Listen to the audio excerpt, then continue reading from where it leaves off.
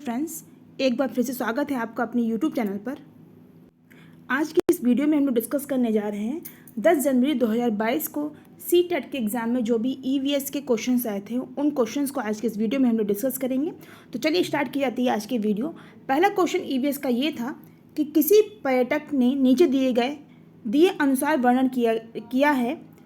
वर्णन ये है कि मैं एक गांव में हूँ, भारी वर्षा यहाँ की सामान्य विशेषता है, इसीलिए यहाँ के गांव के लोगों ने अपने घर बांस के खंभों पर धरती से लगभग 10 से 12 फुट अर्थात 3 से 3.5 मीटर ऊंचाई पर बनाए हैं। ये घर भीतर से भी लकड़ी के बने हैं। इन घरों की छतें ढालू हैं। ये गांव निम्नलिखित में से कहाँ होना चाहिए? तो देखिए, ये जो विशेषता ये असम के गांव की है या असम के घरों की है।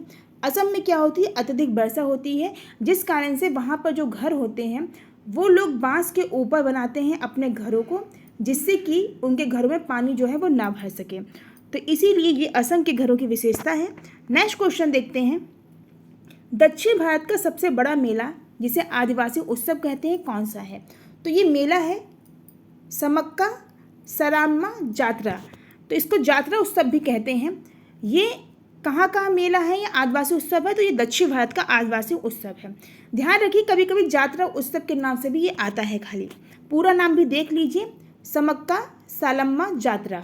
अगला क्वेश्चन है, यह एक सामाजिक चिंता का विषय है कि भारत में बहुत से शहरों में मल जल अभी भी क्या होता है कि मैला ढोने वालों के द्वारा हाथ से सफाई की जाती है।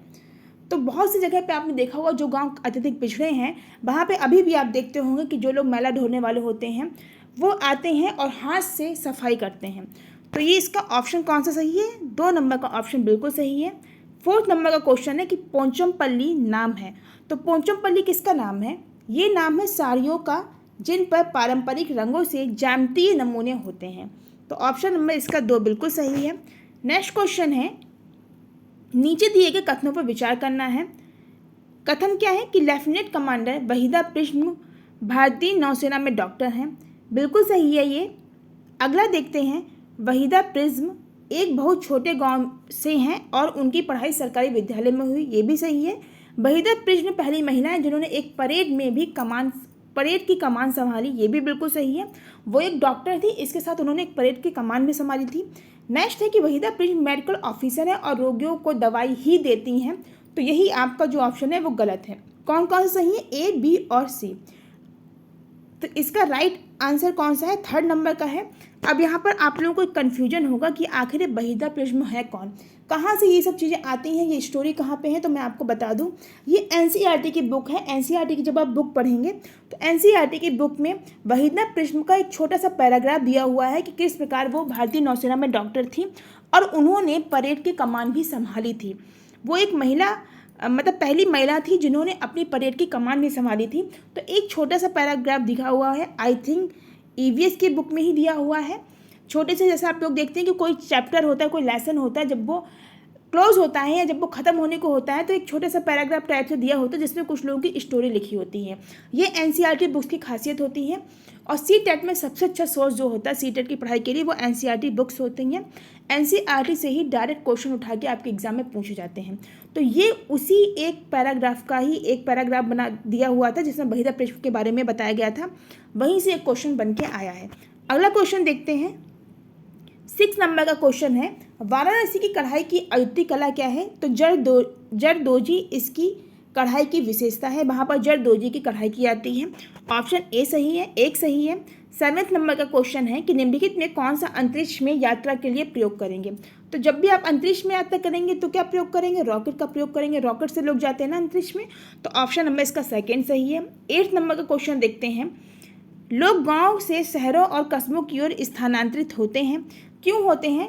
क्योंकि बहुत से लोग, आपने देखा होगा कि बहुत से लोग गांव में रहते हैं, फिर वो शहर में आते हैं। और रीजन क्या बताते हैं कि बच्चों की पढ़ाई गांव में सही से नहीं हो पा रही थी, या फिर वहाँ रोजगार के अवसर नहीं थे, बच्चों की पढ़ाई के लिए अच्छी शिक्षा नहीं थी। तो ये 2 मेन जो है वो कारण है कि लोग गांव से शहर की ओर आ रहे हैं। क्यों आ रहे हैं? क्योंकि बेहतर रोजगार के अवसर तथा शैक्षिक सुविधाओं के लिए। नेक्स्ट क्वेश्चन देखते हैं। 9th नंबर का क्वेश्चन है, हम शहरी क्षेत्रों में यह देखते हैं कि अधिकांश कुएं जो लगभग 100 वर्ष पूर्व पानी भरने के लिए उपयोग किए जाते थे अब सूख गए हैं। इन कुओं में पानी के सूखने के लिए नीचे दिए गए संभावित कारणों पर विचार करना है। कारण कौन कौन से हैं? पहला है, कोई भी कुआं का उपयोग करना नहीं चाहता क्योंकि सभी घरों में टोटियां लगी हैं। ये इतना उचित कारण नहीं है। अभी भी सभी घरों में टोटियां नहीं लगी हैं। बहुत जगह पे आपने देखा होगा कि एक नलकूप है, बहुत से गांव में देखा होगा कि नलकूप लगे हुए हैं, आसपास के 2-4 घरों के लोग वहीं से पानी लेके जाते हैं। अगला देखते हैं, लोग विद्युत मोटर द्वारा भौम जल खींचना पसंद करते हैं। ये कारण है, पेड़ों, कुओं और आसपास की जमीन को अब सीमेंट कोलतार द्वारा ढक दिया गया है, वातावरण को साफ बना दिया गया है। ये भी सही है। और नेक्स्ट है कि जिन झीलों में वर्षा का पानी इकट्ठा होता था अब वहाँ नहीं है, उन स्थानों पर ऊंचे ऊंचे भवन देखे जा सकते हैं। बहुत सही रीजन है इसका। तो इसमें कौन कौन सा सही है? बी, सी और डी सही है। इस तरीके से 9 का आपका जो आंसर है वो option number B, option number 2 सही है, बी, सी और डी। नेक्स्ट क्वेश्चन देखते हैं। 10th नंबर का क्वेश्चन है कि योग दिवस के समारोह के उपलक्ष्य में एक EVS का अध्यापक निश्चय करता है कि वह 5वीं कक्षा के छात्रों को विश्व की योग राजधानी के भ्रमण पर ले जाएगा। तो योग राजधानी कौन सी कहलाती है? हमेशा ध्यान रखिए, ऋषिकेश को योग राजधानी कहते हैं। ऑप्शन नंबर इसका 3rd सही है। 11th नंबर का क्वेश्चन है कि घर में बच्चों से धीरे धीरे खाने के लिए एवं अच्छी तरह चबाने के लिए कहा जाता है। इसका सबसे उपयुक्त कारण कौन सा है? क्यों कहा जाता है उनको? तो उनको इसलिए कहा जाता है क्योंकि उनके भोजन का पाचन सही ढंग से हो सके। जब वो धीरे धीरे खाएंगे तो उनके भोजन का पाचन जो है वो सही ढंग से हो पाएगा। तो इसका ऑप्शन नंबर 4th बिल्कुल सही है। नेक्स्ट क्वेश्चन देखते हैं। सड़कों का सर्वोच्च वर्ग जो अधिकतर 6 पथियां अधिक का होता है क्या कहलाता है? तो इसको बोलते हैं एक्सप्रेसवे। जैसे आपने सुना होगा आगरा से दिल्ली का एक्सप्रेसवे।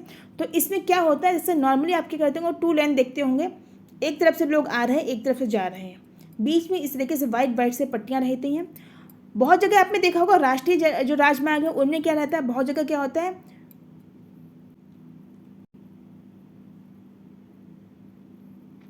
फर्स्ट नंबर का विकल्प देखिए, यह पर्यावरण के सभी पहलुओं को समझने के लिए विभिन्न विषयों के ज्ञान को एकीकृत करता है। बिल्कुल सही है। नेक्स्ट, ये विभिन्न रूप में अवधारणाओं को शामिल करने वाला एक अंतर अनुशासनिक क्षेत्र है। ये भी सही है। यह जैविक, सामाजिक व सांस्कृतिक पर्यावरण में होने वाली अंतःक्रिया का क्षेत्र है। ये भी ऑप्शन आपका बिल्कुल सही है। 4th नंबर का ऑप्शन देखते हैं। यह जैविक और जीवेतर घटकों के मध्य परस्पर अभिन्नता एवं अंतःक्रिया करने वाला क्षेत्र है। ये ऑप्शन आपका गलत है। और ई नंबर का ऑप्शन है, यह उच्च प्राथमिक कक्षाओं के विज्ञान एवं सामाजिक विज्ञान विषयों की पूर्व तैयारी है। ये भी आपका ऑप्शन गलत है। सही कौन से? ए, बी और सी। ए, बी, सी आपके किस में है? तो ए, बी, सी आपके फर्स्ट ऑप्शन में ही है। तो इसका पहला विकल्प, पहला जो ऑप्शन है बिल्कुल सही है। नेक्स्ट क्वेश्चन देखते हैं। पर्यावरण अध्ययन में थीम आधारित पद्धति सहायक होती है। तो ये सहायक होती है ज्ञान को संपूर्णता से अर्जित करने में। नेक्स्ट क्वेश्चन है 3rd नंबर का कि निम्नलिखित में कौन से कथन सतत एवं समग्र मूल्यांकन की प्रकृति को स्पष्ट करते हैं? तो ये किसको स्पष्ट करते हैं? ये आपकी प्रकृति स्पष्ट करते हैं। रचनात्मक रूप से सीखने के अवसर उपलब्ध कराना एवं ये सीखने एवं सीखे गए के बजाय सीखने के लिए आकलन को ये स्पष्ट करते हैं। तो सी और डी किस में है? 3rd नंबर के ऑप्शन में है। यही आपका राइट आंसर है। नेक्स्ट क्वेश्चन देखते हैं। 4th नंबर का है, EVS में CCE का अर्थ है। तो CCE का अर्थ होता है सतत एवं व्यापक मूल्यांकन। ऑप्शन नंबर इसका 4th सही है। अगला क्वेश्चन देखते हैं। निम्नलिखित में कौन से कथन पर्यावरण अध्ययन के उद्देश्य हैं? तो पहला है पर्यावरण के बारे में प्रत्यक्ष जानकारी, परिभाषा और विवरण प्रदान करना। सेकेंड है मौजूदा पर्यावरणीय मुद्दों के प्रति संवेदनशीलता विकसित करना। सी है परिवेश से अंतःक्रिया करके स्वयं ज्ञानार्जन करने की स्थिति बनाना। सी बिल्कुल सही है आपका, पर्यावरणीय समस्याओं को दूर करने की कुशलता विकसित करना। ये भी ऑप्शन सही है। और इसके साथ ही बी नंबर का ऑप्शन भी आपका सही है कि मौजूदा पर्यावरणीय मुद्दों के प्रति संवेदनशीलता विकसित करना। तो बी, सी और डी किस में है? 3rd नंबर के ऑप्शन में है। यही आपका सही राइट आंसर है। अगला क्वेश्चन देखते हैं। अगला क्वेश्चन ये कहता है कि पर्यावरणीय अध्ययन में संप्रत्यय के रूप में पर्यावरण समृद्ध करता है। तो ये समृद्ध करता है जैविक पर्यावरण, भौतिक पर्यावरण एवं सामाजिक सांस्कृतिक पर्यावरण सभी को। नेक्स्ट क्वेश्चन देखते हैं। सुबह स्कूल बस का इंतजार करते समय मोना अपने बेटे जयस को आज आयोजित होने वाली पर्यावरण अध्ययन परीक्षा के लिए तथ्य और परिभाषाएं पूछ रही थी। निम्नलिखित में कौन से कथन जयस के सीखने में सबसे बड़ी बाधाएं हैं? तो इससे बताना है कि जयस के सीखने के लिए सबसे बड़ी बाधाएं कौन सी हैं। पहला तो ये कि ऐसा करके मोना जयस की सहायता कर रही है, क्योंकि दोहराने से जयस तथ्यों और परिभाषाओं को अच्छी तरह याद करेगा। बिल्कुल सही है। नेक्स्ट, ऐसा करने से मोना जयस की सहायता कर रही है क्योंकि तथ्यों और परिभाषाओं को सुबह से के समय अच्छी तरीके से याद किया जा सकता है। ये भी बिल्कुल सही है। नेक्स्ट है, ऐसा करके मोना प्राकृतिक जिज्ञासा का पोषण कर रही है। और डी नंबर पे है कि ऐसा करके मोना प्रक्रिया कौशल विकसित कर रही है। तो इसमें सबसे जो अच्छा है वो आपका फर्स्ट और सेकेंड नंबर का ऑप्शन है। फर्स्ट और सेकेंड किस में है? फोर्थ नंबर में है। कहते हैं कि जो चीज़ सुबह याद करिए वो जल्दी याद होती है, तभी लोग कहते हैं। घर में आप हमेशा आपने देखा होगा बुजुर्ग लोग कहते हैं कि ब्रह्म मुहूर्त में उठ कर पढ़ाई करो या सुबह की शाम उठ कर पढ़ाई करो, क्योंकि उस टाइम वातावरण शांत होता है और आप जो भी चीज़ पढ़ते हैं वो आपको लंबे समय के लिए याद रहता है। और दोहराने से क्या होता है? दोहराने से हमको चीज़ें अच्छी तरीके से याद हो जाती हैं। तो इसीलिए ये पहला और दूसरा यानी कि ए और बी दोनों ही ऑप्शन आपके सही हैं। नेक्स्ट क्वेश्चन देखते हैं। ईवीएस टेक्स्ट बुक इज, यानी कि ईवीएस की पाठ्य पुस्तक उद्देश्य है। तो ये किसका उद्देश्य है? ये उद्देश्य है बाल केंद्रित और समुदाय केंद्रित दोनों का ही, यानी कि ए और डी किसमें? फोर्थ नंबर के ऑप्शन में है। नेक्स्ट क्वेश्चन देखते हैं। कक्षा 4 के विद्यार्थियों को भोजन पढ़ाते हुए रुक्मणी ने विद्यार्थियों को एक लोकप्रिय भोजन चाट खिलाया। उसने विद्यार्थियों से इसके स्वाद का वर्णन करने तथा चाट के प्रयोग की गई सामग्री का अनुमान लगाने को कहा। यह उपागम निम्नलिखित में किस प्रकार की प्रक्रिया कौशल को विकसित करने में सहायक है? तो ये प्रक्रिया कौन सी है? तो ये प्रक्रिया है अवलोकन कौशल। इसको ऑब्जर्वेशन स्किल भी कहते हैं। जब आप किसी चीज़ को ऑब्जर्व करेंगे तभी आप उस चीज़ के बारे में अच्छे से बता पाएंगे। तो सबसे अच्छा इसका ऑप्शन है थर्ड नंबर का अवलोकन कौशल। नेक्स्ट क्वेश्चन देखते हैं। जब विद्यार्थी विषय क्या तैयार है क्या डूब जाता है में दिए गए क्रियाकलाप को संचालित करते हैं, तब उनमें जिन कौशलों का विकास होता है वे हैं।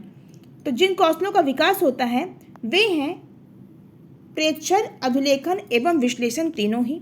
नेक्स्ट क्वेश्चन देखते हैं। 11 नंबर का क्वेश्चन है। राधा एक ईवीएस की अध्यापिका दिवाली पर अपने घर पूड़ी बना रही थी। उसकी बेटी गीता को यह आश्चर्य हुआ कि पूड़ी तलने पर क्यों फूली।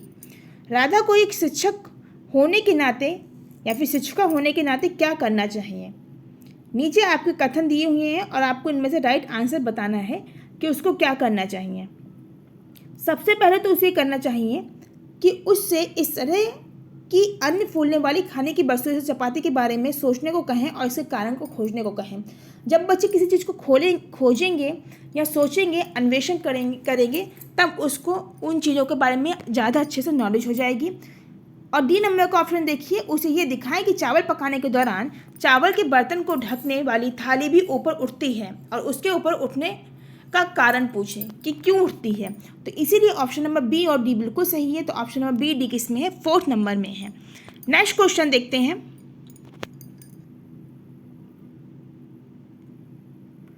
कक्षा 4 के पाठ बदलते समय में विद्यार्थियों से ये अपेक्षा की जाती है कि वे अपने दादा दादी से संवाद करें और उनसे उनके बाल काय के विषय में जानें। ये उपागम निर्भर है, तो ये मौखिक इतिहास पर निर्भर है। ऑप्शन नंबर इसका फोर्थ सही है। नेक्स्ट क्वेश्चन देखते हैं। कैंप में शाम के दौरान नाइमा अपने विद्यार्थियों से उनके कमरे साफ करने के लिए झाड़ू लगाने को कहती है। मणि कहता है मेरी दादी कहती हैं अगर हम सूर्यास्त के बाद झाड़ू लगाएं तो हम गरीब हो जाएंगे। नाइमा को क्या करना चाहिए? इसके लिए नाइमा को करना चाहिए कि मणि से कहें कि वह झाड़ू लगाकर इस बात की जांच करें कि ऐसा करके क्या वह गरीब हो जाता है। तो ऑप्शन नंबर इसका फोर्थ सही है। बाकी ऑप्शन भी देख लीजिए कि मणि से कहें कि अगर हम शाम को घर में झाड़ू लगा दें तो ऐसा कुछ भी नहीं होता। मणि से कहें कि जहाँ हम रहते हैं उस जगह को साफ रखना चाहिए, इसलिए झाड़ू लगाना चाहिए। मणि से पूछे कि क्या उसने ये देखने के लिए कि अगर सूर्यास्त के बाद झाड़ू लगाया जाए तो क्या होता, कभी झाड़ू लगाया है। तो सबसे अच्छी बात क्या है कि बच्चे के मन में जिस चीज़ का भ्रम है उस भ्रम को ही निकाल दीजिए।